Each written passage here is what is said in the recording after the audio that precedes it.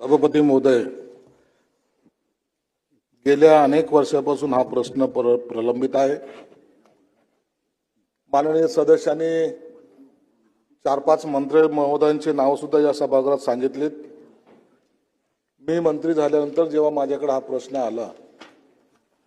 आलाच नाही, तर ज्या ज्या भागामध्ये मी काही कार्यक्रमासाठी गेलो त्या ठिकाणी या संस्थेचे 165 मधले जे काही कर्मचारी आहेत ते किती बाधित आहेत त्याची व्यथा मी त्या ठिकाणी ऐकलेली आहे। तुमच्याबरोबरच संभाजीनगरमध्ये कार्यक्रम घेतला। हे स्वयंसेवी संस्था ज्यांनी त्या कर्मचाऱ्यांना किंवा त्या शिक्षकांना वेतन श्रेणी आज ना उद्या तुम्हाला लागू होईल अशा आश्वासनावर अनेक वर्ष त्यांच्याकडून काम करून घेतले आणि हा प्रश्न तसाच प्रलंबित राहत गेलेला आहे। यामध्ये मंत्रालयाच्या जर गेटवर जरी पाहिलं तर दर दिवशी कोणी ना कोणी या प्रश्नासाठी भेटत असतं।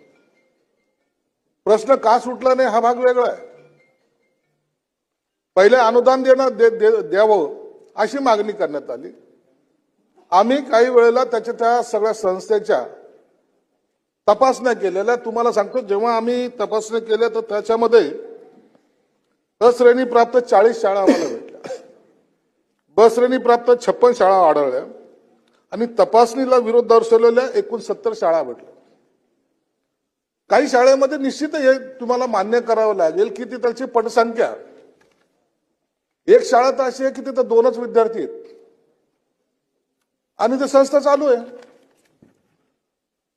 अशा संस्थेला तर आपण काही देऊ शकत नाही। हे जरी सत्य असलं तर इतर संस्थेवर अन्याय होऊ नये ही आपली शासनाची भूमिका आहे।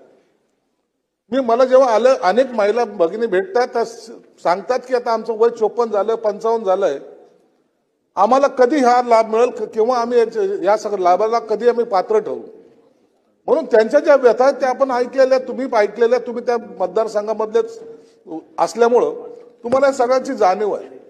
म्हणून आम्ही सुद्धा तुमच्या मार्फत तुम्ही जेव्हा पत्र देता किंवा इतर आमदारांनी, बहुतेक आमदारांनी या बैठक घ्याव्यात असं आम्हाला सांगितलं होतं। त्या बैठका आम्ही घेतलेल्या आहेत।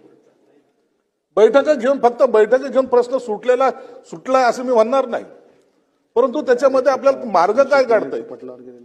जेव्हा हे चालू झाल्या होत्या संस्था त्या टायमाचं जर पाहिलं, या संस्था जेव्हा चालू झाल्या होत्या त्या टायमाला त्यांनी 98-99च्या ज्या संस्था आहेत त्याच्यापेक्षा राज्य शासनाने एकूण 322 आश्रमशाळांचा प्रस्ताव केंद्र शासनाकडे पाठवला होता। केंद्र शासनाने त्या काळामध्ये फक्त 34 आश्रमशाळांना मान्यता दिलेली आणि बाकीच्या सगळ्या ज्या आश्रमशाळा आहेत हे आता ते संस्था चालक स्वतःच्या ताकदीवर हिमतीवर चालवल्यात। आता अनेक त्या बंदही पडलेल्या आहेत। मी जेव्हा तुमच्याबरोबर बैठक घेतली, अनेक आमदारांबरोबर बैठक घेतली, आमच्या सर्व अधिकाऱ्यांबरोबर बैठक घेतली आणि त्यामध्ये सांगितलं की मला पॉझिटिव्ह काय करता येईल ते आपण ठरवूया। आम्हाला निगेटिव्ह म्हणून जायचं नाही, निगेटिव्ह करायला 1 मिनिटही लागणार नाही। त्यांना मानधन द्यायचं का वेतन श्रेणी द्यायची। मानधनाला आता सर्वांचा विरोध यासाठी आहे की मानधन घेऊन आता ते किती वर्षात आले, 54, कुणाचा 55, काहीतरी रिटायरही झालेले आणि म्हणून आता आम्हाला मानधन देऊन काय करणार, तर आम्हाला वेतन श्रेणी दिली तर त्याचा लाभ कदाचित पुढे आम्हाला मिळेल या आशेवर ते वेतन श्रेणी मागतायत। म्हणून आमच्या सचिव असेल, आमचे आयुक्त असतील, आमचे सर्व जे अधिकारी आहेत त्यांना आम्ही एक सांगितलेलं आहे, त्यांना सगळ्यांना सांगितलंय की आपल्याला पॉझिटिव्हली प्रस्ताव बनवायचा आहे। आपण आपली लाईन जी आहे तर आपण त्यांना ज्यांच्यामुळे त्यांना हा त्रास सहन करावा लागला त्यांना सोडून द्या, पण ज्यांनी त्रास सहन केला त्यांना त्यांच्यावर अन्याय होऊ नये ही भूमिका शासनाची असली पाहिजे। त्याची कारणं जर शोधायला गेली तर ते अनेक कारणं आपल्याला भेटतील। कुणी किती फसवलंय, कोणी कोणत्या बँकेच्या अकाउंटवरून पैसे घेतलेत। अरे तुम्हाला त्या वेतन श्रेणी मिळवण्यासाठी सुद्धा काही लोकांना पैसे द्यावे लागले आणि हे चाललंय, सर्रास चाललेलं आहे।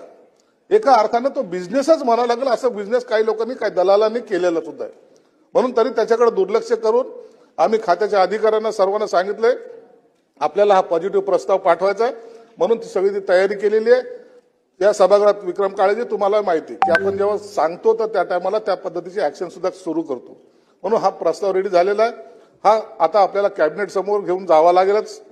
आता हा प्रस्ताव 1 आठवड्याभराच्या आतमध्ये हा फायनान्सकडे जाईल। फायनान्सची मान्यता झाल्यानंतरच तो कॅबिनेटकडे जातो। हे प्रोसेसचा भाग आहे।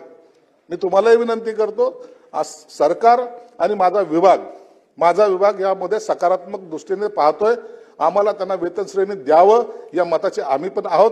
परंतु जर अडचण आलीच तर फायनान्समध्ये आपणही आम्हाला सहकार्य करा. जेव्हा हा प्रस्ताव कॅबिनेटमध्ये जाईल तर कॅबिनेटचा निर्णय झाल्यानंतर जो योग्य निर्णय होईल त्या पद्धतीने याची अंमलबजावणी केली जाईल.